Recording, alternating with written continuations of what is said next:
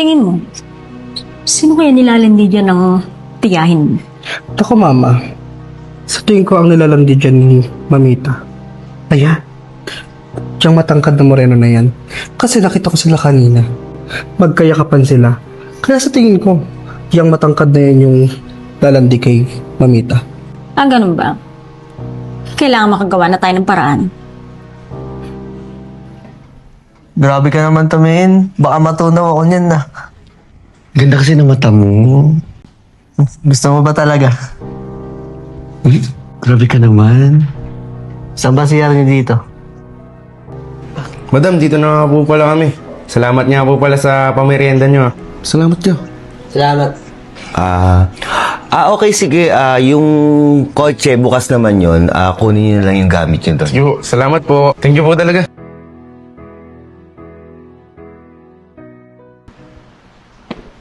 Alam mo, pre, tulongges ka. Wala ka naman pera, tinanggihan mo pa yung bigay ng matandang bading na yun. Tol, ayoko naman na kumakatingin nila sa atin na baka sabihin nila, abol lang natin sa kanila pera. Tsaka hayaan mo na yun. Libre mo na lang ako. Ang iba. Bakit? Hindi ba? Kaya ka nga nandito, di ba? Para sa pera. At saka, kilala kita, di ba ikaw yung janitor dun sa may school? Tsaka nagtitid ako dun sa may canteen. Kaya ka naman nandito para lang sa pera eh. Oo nga, pre. Huwag mo nang diskartehan niya matanda dos-dos. Huwag na kayong babalik dito mga hampas lupa. Huwag na kayong babalik dito. Teritoryo ko to. Pwede ba? Dumayos na kayo. Layas! Ito na. Yan. Ano? Lalaban ka pa? Ano? Okay ba yung ginawa ko? Mangas ba? Nako, kulang ka pa. Kailangan pa ng konting angas.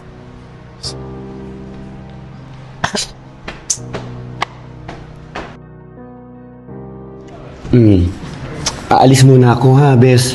Pero babalik ako mamaya. Agad-agad. Babalikan kita. Kung wala ako ng gamit. Basta mag-iingat ka, ha? Huwag kang mag-alala na ka ba? Hintayin mo ako ha. Oo, sige, Wala akong sige. gamit. Sarado mo yung pinto.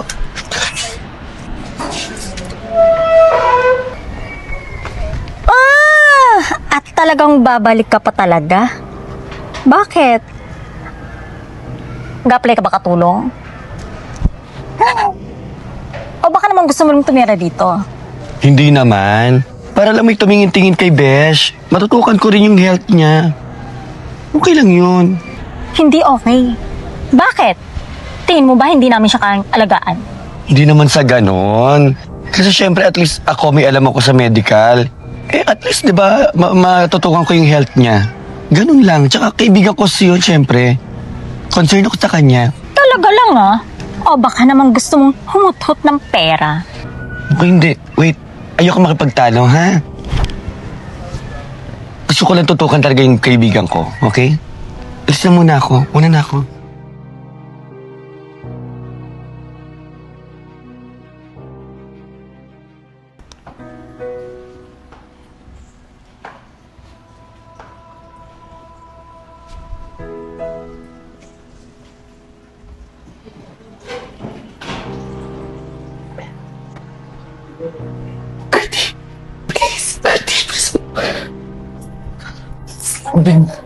Please, Mamita.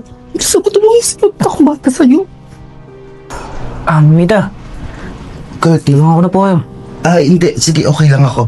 Mukhang hilong-hilo na po kayo. Tara na po. Hindi, sige, Halika na po kayo sa okay kwarto. lang ako. Okay lang. Huwag na po matigas sa ulo, Mamita. Mukhang hindi niyo po kaya eh. Okay, sige, salamat. Sige na po. Tara na po.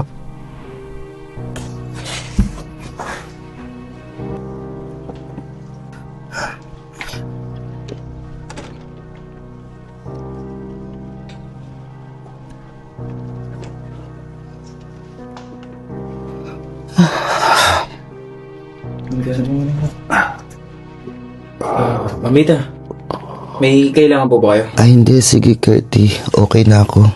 Pwede mo na ako iwan. Hindi, Mamita. Dito na lang po ako. Para may bantay din po kayo.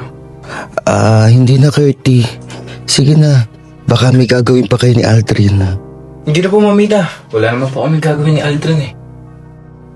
Tsaka, Mamita, medyo mainit dito. Hindi nakabukas yung aircon eh. Asan po yung remote niyo, mamita? Para ako na lang po magbubukas, magpahinga na lang po kayo. Very good ka talaga, Curty. Akitin mo lang siya. Very good. Akitin mo lang siya.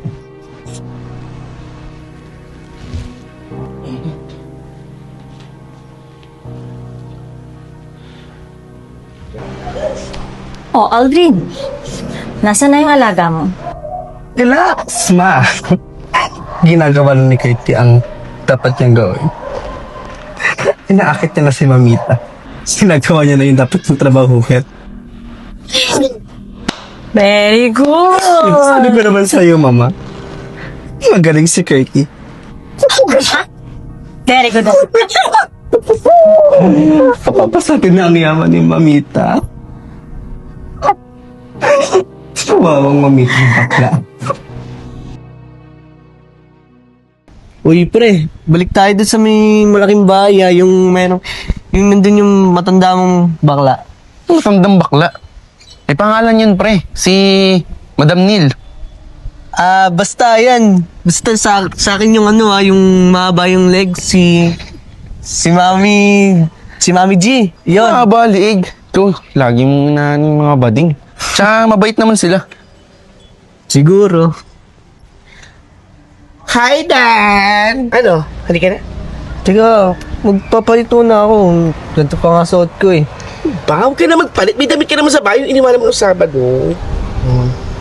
Paano ba yan, pre? Bansi-bansi muna ako Ano naman yan, tol? Ang laki ng tol, Oo. Kambala sa'yo, huwag ka mag-alala. Lilibre na lang kita. Sige, magkita na lang tayo bukas sa school, Ingat ka. Basta, babalik tayo dun sa may matanda mong bakla. Baliw ka talaga. Sige na. Ingat. Si Raul talaga si Dan.